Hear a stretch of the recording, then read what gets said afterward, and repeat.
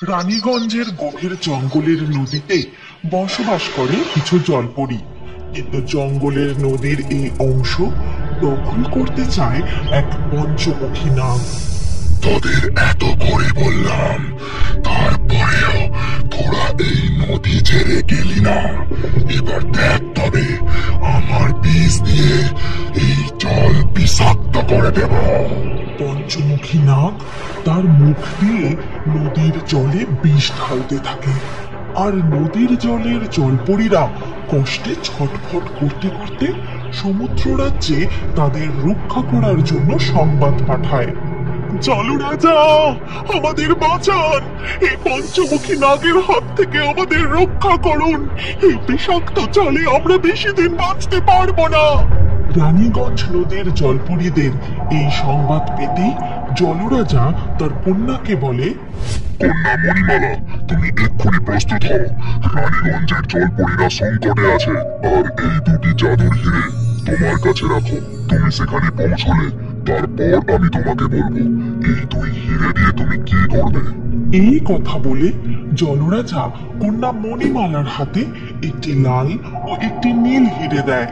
ঠিক আছে পিতা, আমি এক্ষুনি রওনা দিচ্ছি, কিন্তু সেখানে যেতে গেলে যে বহু ক্রুশ সমুদ্রপথ অতিক্রম করে যেতে হবে, অনেক সময় লেগে যাবে। হাতে যে অত সময় নেই। কন্যা মণিমালা, আমি তোমাকে একটি নদীপথের সন্ধান দিচ্ছি। সেই নদীপথ ধরে গেলে তুমি অনেক তাড়াতাড়ি রানীগঞ্জ জঙ্গলের নদীতে পৌঁছে যাবে। কিন্তু মানুষের থেকে সাবধান, ওই নদী দুই গ্রামের মাঝখান দিয়ে বয়ে গেছে। মণিমালা রওনা দিয়ে দেয়।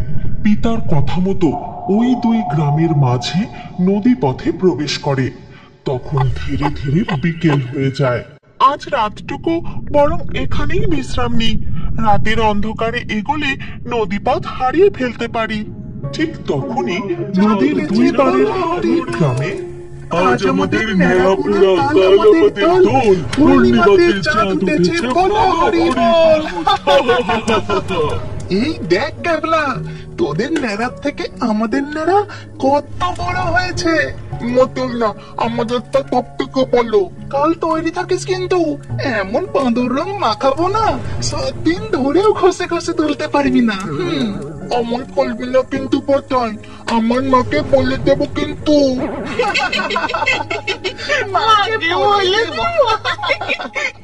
এরপর ধীরে ধীরে সকাল হয়ে যায়, আর সকাল হতেই নদীর পাড়ে দুই গ্রামের বাচ্চারা খুব আনন্দ করে রং মাখে।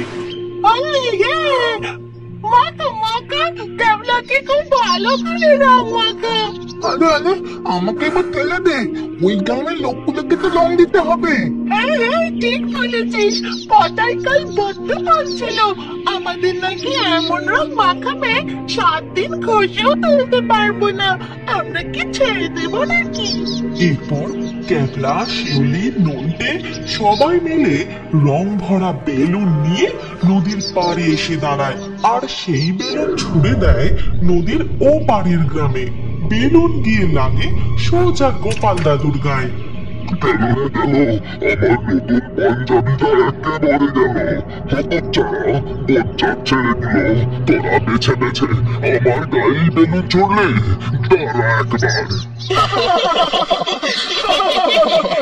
তখন পটাই, ঘন্টু, তিতলি সেখানে আসে আর বলে, ক্যাবলা, তোর এত সাহস, তুই আমার দাদুর গায়ে রং দিয়ে আবার হাসছিস? দাঁড়া, দেখাচ্ছি মজা। ঘন্টু, দে তো। এরপর পটাই একটি বেলুন নিয়ে জোরে ছুড়ে দেয়।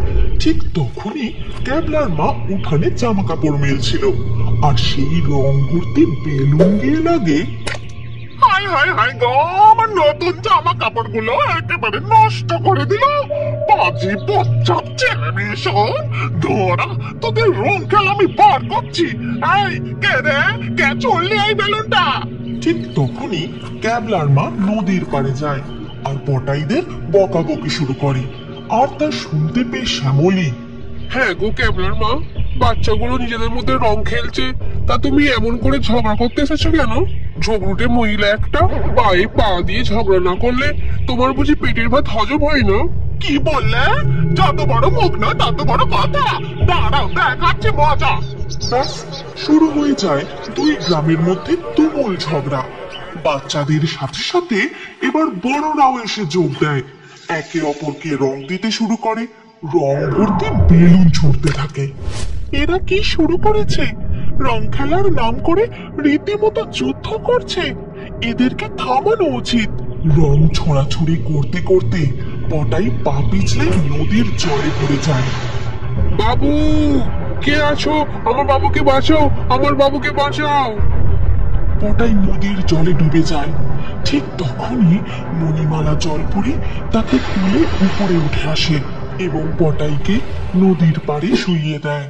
নদীর জল থেকে জলপরীকে বেরিয়ে আসতে দেখে দুই গ্রামের লোক তো অবাক হয়ে যায়। ও বাবা, এই যে দেখছি এক মৎস্যকন্যা। আমি আমার ঠাকুরদার মুখে শুনেছিলাম, এখন যে নিজের চোখেও দেখছি। এটা তোমরা কি শুরু করেছো?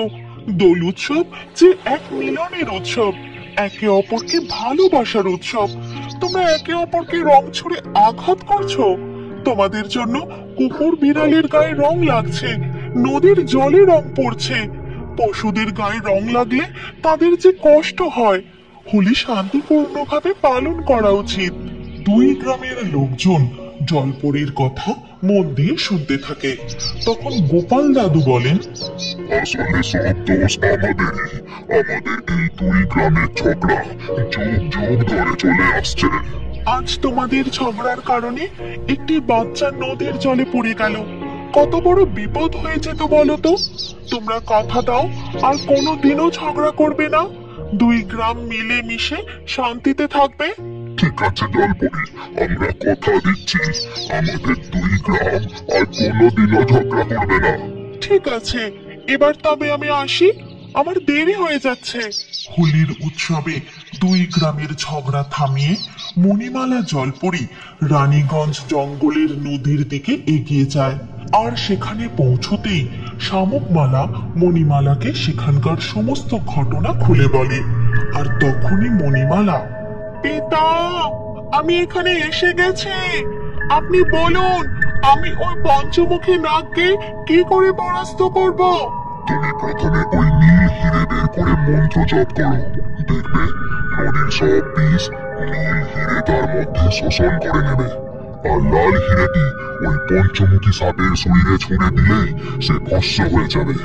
মণিমালা নীল হিরেটি বের করে মন্ত্র পড়তেই বিষাক্ত নদীর জল নিমিষেই স্বচ্ছ হয়ে যায়। আর এই দেখে পঞ্চমুখী নাগ, অসম্ভব, নদীর জল থেকে আমার বিষ কোথায় উধাও হয়ে গেল? এই কিছুতেই হতে পারে না। তখন মণিমালা জলপরি জল থেকে মাথা তুলে পঞ্চমুখী নাগকে বলে, তুমি জলপরীদের এই নদী ও জঙ্গল ছেড়ে অন্য কোথাও চলে যাও, না হলে আজ তোমার বিনাশ ঘটবে। কি বললি? তুই আমায় হুমকি দিস? আজ আমি তোকে। এই কথা বলে পঞ্চমুখী নাগ মণিমালা জলপরীর উপর তার বিষ প্রয়োগ করতে যায়। ঠিক তখনই মণিমালা লাল হিরেটি পঞ্চমুখী সাপের গায়ে ছুঁড়ে দিতেই পঞ্চমুখী সাপ ভস্ম হয়ে যায়। ধন্যবাদ মণিমালা।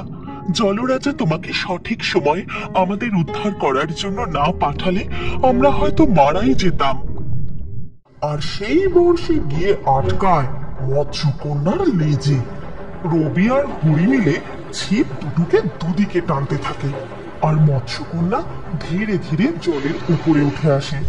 শিউলিপোতা ও কলাছড়া এই দুই গ্রামের মাঝ বরাবর বয়ে গেছে পদ্মা নদী।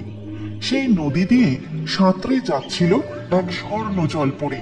কিন্তু হঠাৎ করে প্রবল ঝড় বৃষ্টিতে সেই জলপরি নদীর এই স্থানে এসে কিছুদিন থাকবার পরিকল্পনা করে। এই দুর্যোগে নদী যেমন উত্তাল হয়ে উঠেছে, আমার আর এগুলো উচিত হবে না। আমি বরং কিছুদিন নদীর এই স্থানেই থাকি। এই শিউলিপোতা ও কলাছড়া গ্রামের বেশিরভাগ মানুষই পেশায় ছিল জেলে, তাই এই নদী ছিল তাদের একমাত্র ভরসা। তাছাড়া স্নান করা, বাসন মাজা, কাপড় কাচা, গরুকে স্নান করানো সবই চলতো এই নদীতে। কিন্তু নদীর এপার ও ওপারের এই দুই গ্রামের মানুষের মধ্যে শুরু থেকেই দিন রাত ঝগড়াঝাটি লেগেই থাকতো। আর স্বর্ণজলপরী নদীর নিচ থেকে তাদের এই সমস্ত ঝগড়া দেখতে থাকে। খবরদার মাছগুলো, তুই যদি আমাদের ভাগের একটা মাছ ধরিস তাহলে তোর আজ খবর আছে বলে দিলাম। তোর মাছ ধরা শখ আমি চিরকালের মতো ঘুচিয়ে দেবো। এই কথা শুনে কালো বেজায় চটে যায়, আর সে দেখে নিতাইয়ের ছিপে টপা টপ মাছ উঠছে, কিন্তু তার ছিপে আজ একটাও মাছ উঠছে না। বলি চ্যাংড়ামি হচ্ছে, নিচে আমাদের ভাগের মাছ ধরে আবার আমাকেই বলছিস? তোদের ভাগের মাছ ধরছি মানে? তা নয় তো কি, না হলে তোর ছিপে ফটাফট মাছ উঠছে আর আমার ছিপে দেখ একটাও মাছ উঠছে না। সেদিন মাছ ধরতে জানিস না তাই উঠছে না। মাছ না ধরলে আবার উঠো না তো। কি বললি তুই? তোর এত সাহস? আমি মাছ ধরতে জানি না? আরে এই গ্রামের লোকগুলো তো ভারী অদ্ভুত, একে অপরের সাথে কেমন ঝগড়া করে। ব্যাস শুরু হয়ে যায় আবার ঝগড়া, যা প্রায় অনেকক্ষণ ধরে চলতে থাকে। এর কিছুক্ষণ পর রতনের বউ এক গোছা বাসন নিয়ে নদীতে বাসন মাজতে যায়, আর বেশ কিছু ময়লা আবর্জনা ছুঁড়ে ফেলে নদীতে, যা ভেসে ভেসে চলে যায় অপর প্রান্তে। তখন সেদিকের ঘাটে বসে ক্যাবলার মা জামা কাপড় কাচ্ছিল। হায় হায় হায় গো, বলি চোখের মতো খেয়েছো নাকি গো শ্যামলী? দেখতে পাচ্ছ না আমি জামা কাপড় কাচ্ছি, তুমি ময়লাগুলো আমার দিকে ছুঁড়ে দিলে যে বড়, আমার সব কাঁচা জামা কাপড়গুলো একেবারে নষ্ট হয়ে গেল। মোটেও না, আমি মোটেও তোমার দিকে ছুঁড়িনি, আমি ছুঁড়ে নদীতে ফেলেছি। এবার তা যদি ভেসে ভেসে তোমার দিকে যায় তাতে আমার কি করার আছে বাবু? তুমি অমন ফাটা বাঁশের মতো গলা নিয়ে চেঁচাচ্ছ যে। কি বললে? আমার গলা ফাটা বাঁশের মতো, আর তোমার গলা বুঝি একেবারে কোকিলের মতো? ধরো দেখাচ্ছি মজা। এই কথা বলে ক্যাবলার মা পাশ থেকে এক বালতি ময়লা এনে সোজা ছুঁড়ে দেয় রতনের বউয়ের বাসনের উপর। এটা কি করলে তুমি? ছি ছি ছি, তুমি ইচ্ছে করে আমার বাসনের উপর ময়লা ফেললে? ওগো, কে কোথায় আছো গো? দেখে যাও, ক্যাবলার মা কেমন পায়ে পা দিয়ে ঝগড়া করছে। ওরে বাবা, এই যে দেখি দুই গ্রামের বউগুলো সমান তালে ঝগড়া করে চলে। শ্যামলের চিৎকার শুনে গ্রামের বেশ কিছু লোক জড়ো হয়ে যায়। ওদিকে ক্যাবলার মাও চিৎকার করে লোক জড়ো করে। ব্যাস শুরু হয়ে যায় ঝগড়া, আর ঝগড়া চলতে চলতে দুপুর পেরিয়ে বিকেল হয়ে যায়। বিকেল বেলা শিউলিপোতা গ্রামের ছোট ছোট ছেলে মেয়েগুলো বল নিয়ে খেলা করছিল, আর খেলতে খেলতে হঠাৎ এই যা, বলটা নদীতে পড়ে গেল। এই ঘন্টু, গিয়ে বলটা কুড়িয়ে নিয়ে আয় তো। কিন্তু বলটা নদীতে পড়ে ভেসে ভেসে চলে যায় অপর প্রান্তে। তখন সেখানে ঘাটে বসে পেয়ারা খাচ্ছিল ক্যাবলা, গোপে আর শিউলি। বলটা তারা দেখতে পেয়েই কুড়িয়ে নেয়। ভালো হবে না বলছে কিন্তু ক্যাবলা, আমাদের বল আমাদের ফিরিয়ে দে। বলি কি তোদের নাম লেখা আছে নাকি? বলটা আমাদের দিকে এসেছে, এখন থেকে এটাই আমাদের বল। তারপর তারা বলটা তুলে নিয়ে সেখান থেকে পালিয়ে যায়। বড়দের এই ঝগড়ার কারণে এই দুই গ্রামের বাচ্চাগুলোর মধ্যেও একে অপরের প্রতি এই রকম দুষ্টুমি লেগেই থাকতো। ক্যাবলা, তোরও খেলার বল আমাদের গ্রামের দিকে চলে এলে আর ফেরত দেবো না কিন্তু, সেটা আমরা নিয়ে নেব। আমি যে দেখছি এই দুই গ্রামের বড়দের ঝগড়ার কারণে বাচ্চাগুলো ঝগড়া করতে শিখে গেছে। এটা একদম ঠিক না। আমাকেই দেখছি এই দুই গ্রামের ঝগড়া মেটাতে হবে। শিউলিপোতা গ্রামে খুব ভালো তুলোর চাষ হয়, তাই এই গ্রামের সব মানুষজন রোজ নতুন নতুন রেশমি সুতোর জামা কাপড় পরে। অপরদিকে কলাছড়া গ্রামে পাওয়া যায় খুব সুন্দর মিষ্টি আম। এমন মিষ্টি আম আর কোথাও পাওয়া যায় না।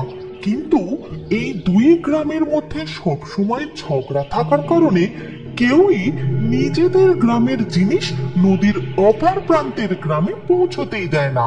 কিছু মাস পরেই চলে আসে বর্ষার মরশুম।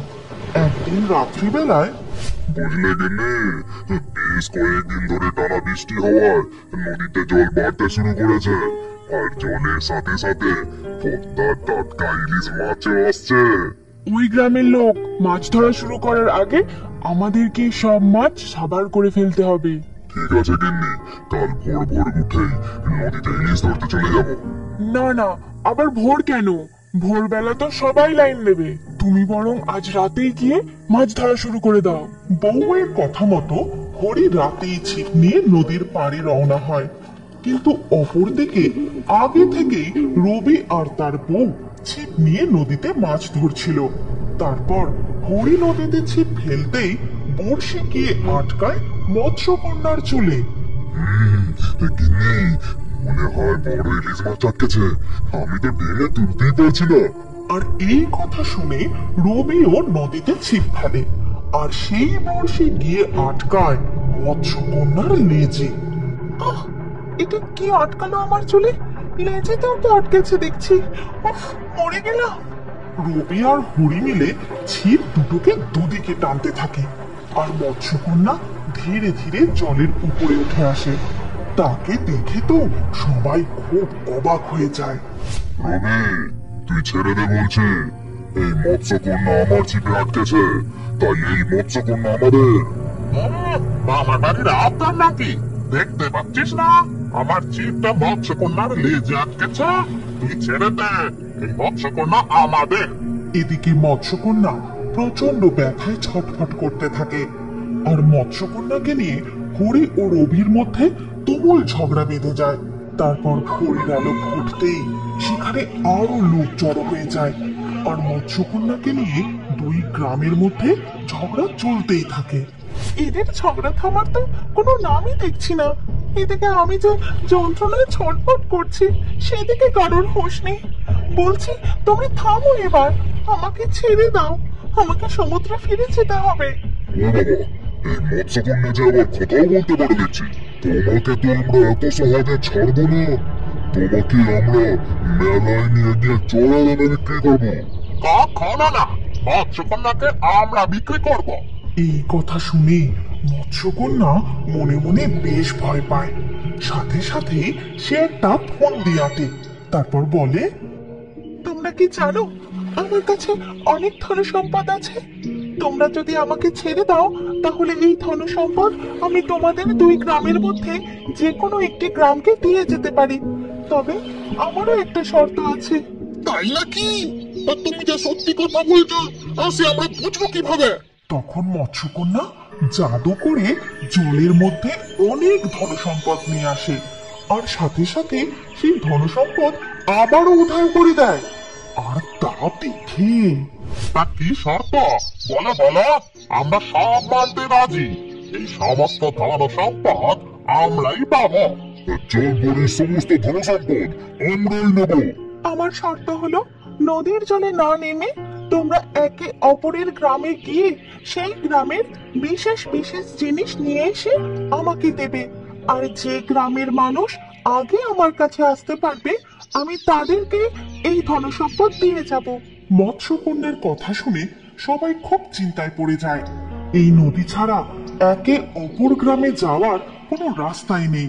ঠিক তখনই চল চল, বুদ্ধি পেয়ে গেছি, এবার কাজ শুরু করা যাক।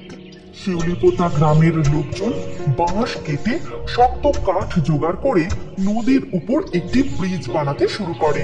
তাই দেখে কলাছড়া গ্রামেরও লোকজন ব্রিজ বানাতে থাকে, কিন্তু বারবারই দুই গ্রাম ব্যর্থ হয়। না, এইভাবে হবে না। এভাবে তো বারবার ব্রিজটা ভেঙে যাচ্ছে। তখন অপর প্রান্ত থেকে রবি বলে, এভাবে তো কিছুতেই ব্রিজ বানানো যাচ্ছে না। কিন্তু মৎস্যকন্যার শর্ত মানতে না পারলে তো আমরা কেউই কোনো ধন সম্পদ পাবো না। তার চেয়ে চলো না, আমরা দুই গ্রাম মিলে একটাই শক্তপোক্ত ব্রিজ বানাই, তাতে যা পাওয়া যাবে